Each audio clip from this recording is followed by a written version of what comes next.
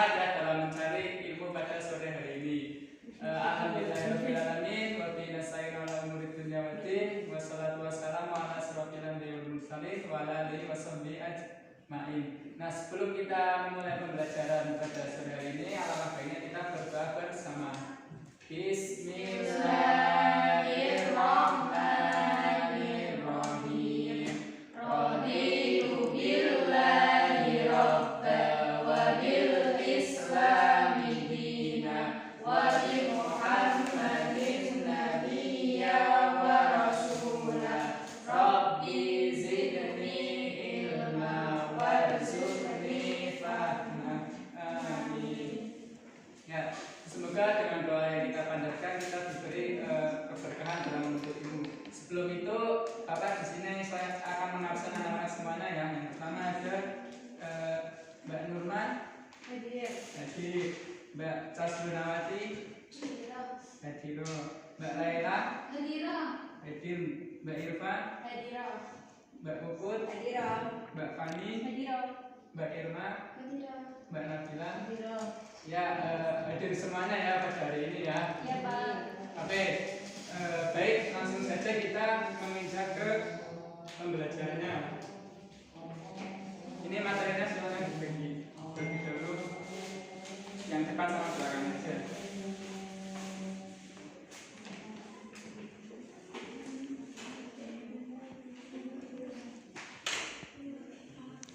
Oke, pada kali ini kita akan belajar yang pertama adalah memahami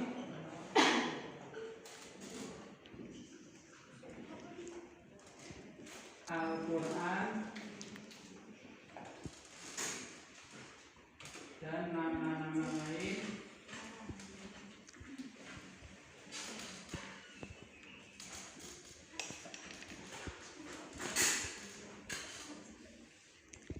Oke, kita kali ini akan belajar mengenai ini ya. Yang pertama ada pengertian Al-Quran menurut para ulama ya.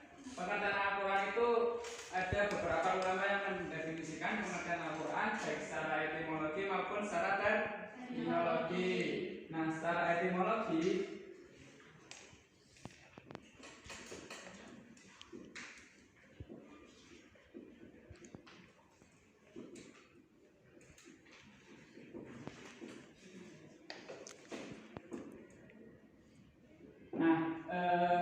pengertian secara etimologi itu masing-masing ulama itu berbeda pendapat. Ada berapa ulama anak-anak? Ada berapa? Coba yang juga harus satu. Menurut Al-Midyani. Nah ya, ulama pertama ada Al-Midyani. Kemudian ulama yang kedua ada Al-Asy'ari.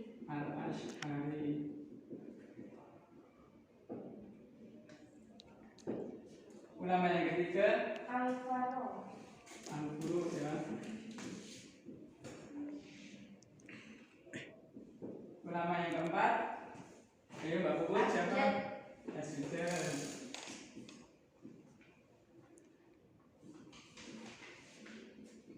Dan ulama yang terakhir Asy-Syafi'i.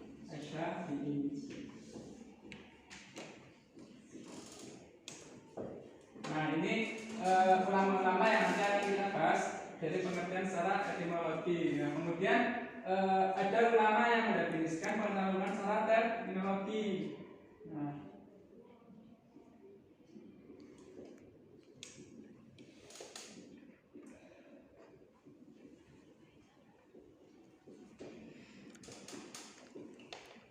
siapa saja ulamanya tadi?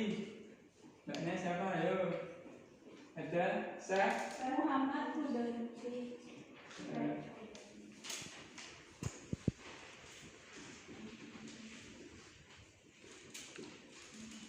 Kemudian yang kedua,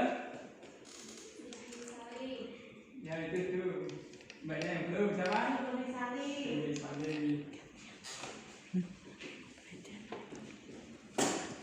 Dan ulama yang ketiga, lahir Syekh Muhammad Abdul.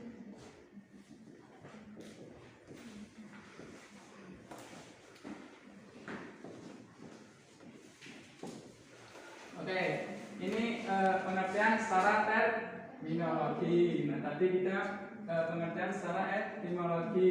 Nah, menurut Al-Hayami, itu kan kata Quran itu berasal dari kata qara'a yang artinya membaca dengan perubahan bentuk kata tasrif ya. Qur'ana yaqra'u Quran yang artinya membaca. Berarti Al-Quran itu merupakan sebuah bacaan. Nah, itu menurut dari Al-Hayami.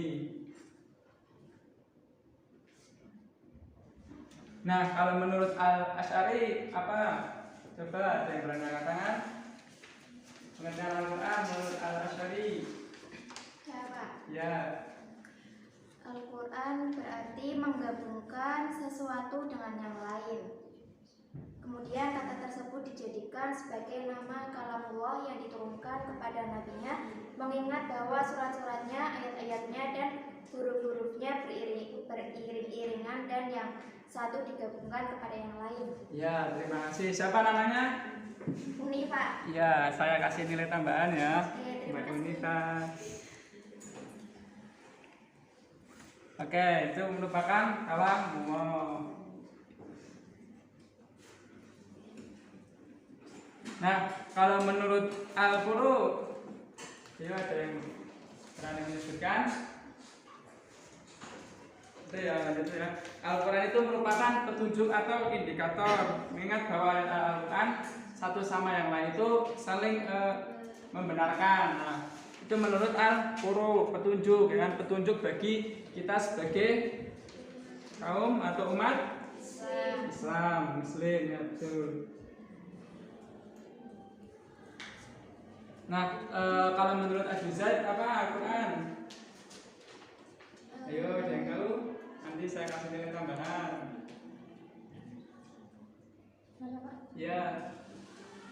Al-Quran sebagai salah satu nama bagi kitab suci yang diturunkan kepada Nabi Muhammad SAW, karena Al-Quran terdiri dari sekumpulan surah dan ayat, memuat kisah-kisah, perintah dan larangan, dan mengumpulkan intisari dari kitab-kitab yang diturunkan sebelumnya. Ya, betul. Kalau menurut ulama Al-Zaid adalah merupakan sekumpulan Al-Quran ya, atau apa tadi? Sebagai kisah-kisah ya, perintah atau larangan.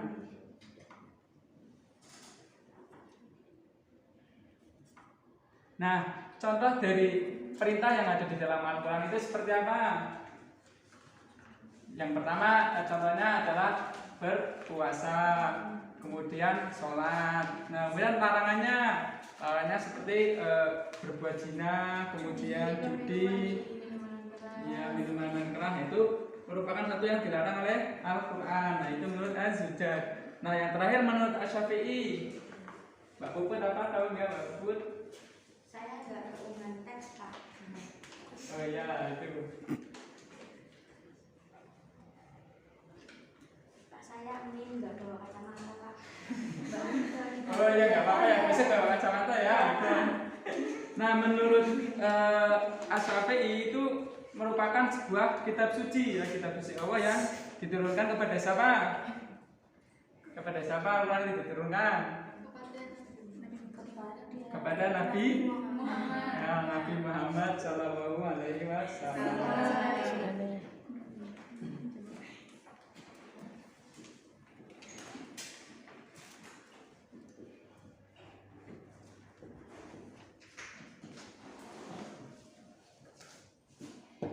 Nah, ini pengertian secara etimologi. Nah, kemudian kalau dari secara terminologi itu ada Muhammad Syafi'i. Nah,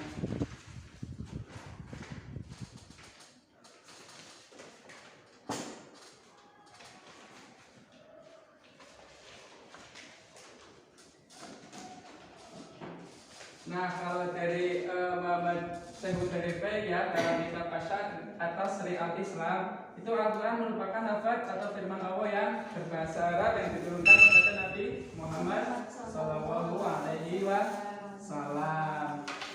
Nah, kemudian kalau menurut Syafi'i Saleh itu Al-Quran adalah mengandung mukjizat bagi siapa? Nabi Muhammad Sallallahu Alaihi Wasallam. Kemudian yang terakhir ada Muhammad Abdu. Al-Quran merupakan bacaan yang tertulis dalam mushaf yang dipelihara. Maksudnya dipelihara di sini adalah ketika kita menghafal Al-Quran maka kita harus bisa menjaganya. Nah itu. Nah selanjutnya ini kan tadi membahas mengenai memahami Al-Quran dari segi pengertian. Kemudian nama-nama lain dari Al-Quran. Ayo apa aja yang pertama?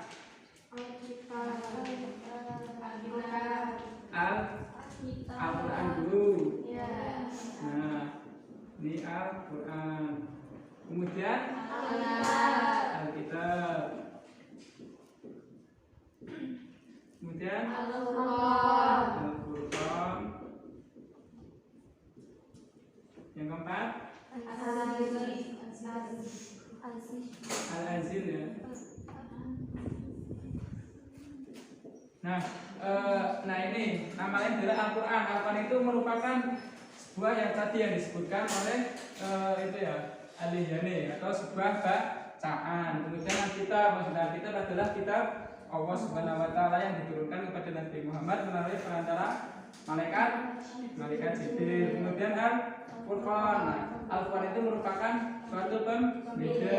Ya. Pembeda jelas ketika kita berpegang teguh atau bisa memahami Al-Qur'an, maka akhlaknya pun akan berbeda. Kemudian Al-Anjil itu apa? Yang terakhir Al-Anjil. Nah, yang diturunkan oleh Allah Subhanahu wa Ta'ala. Nah, itu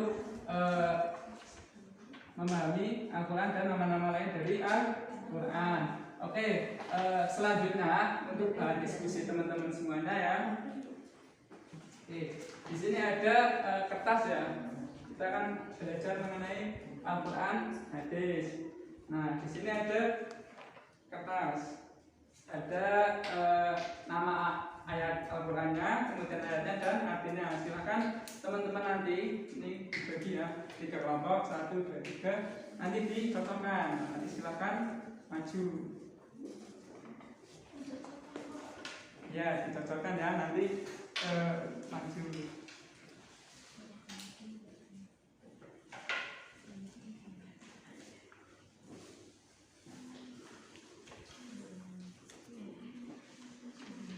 Oke, teman-teman semuanya silakan dicocokkan, kemudian teman-teman maju dan bacakan ayatnya, artinya, kemudian surat apa itu. Ya.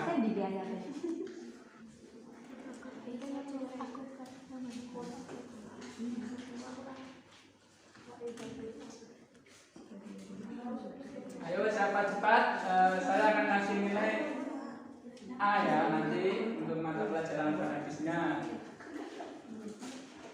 Ayo siapa yang ingin maju duluan? Silakan maju.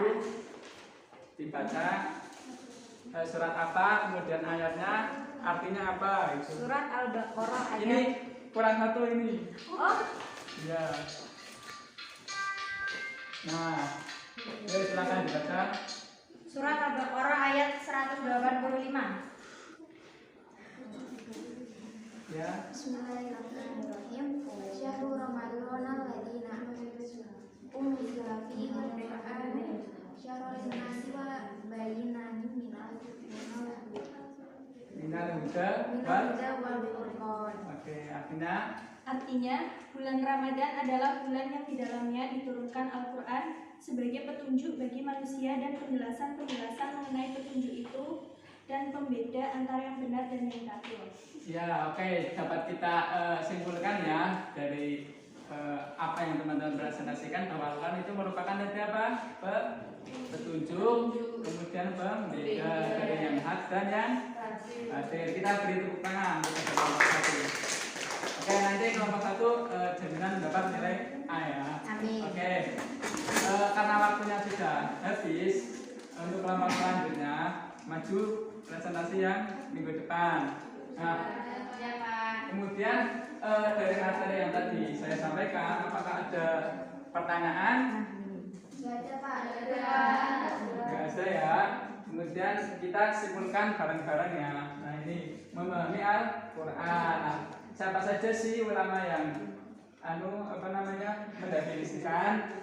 Itu ada 5 ulama, ya kan? Secara etimologi, kemudian secara terminologi itu ada tiga ulama. Kemudian nama-nama lain dari Al-Quran itu ada Al-Quran, Al-Kitab, Al-Furqan, Al-Anzal. Nah itu saja ya. Kemudian untuk tugas di rumah untuk pekan depan silahkan teman-teman semuanya cari tahu biografi dari ulama-ulama ini, kemudian dibuat sebuah clipping ya yang berisikan biografi tersebut.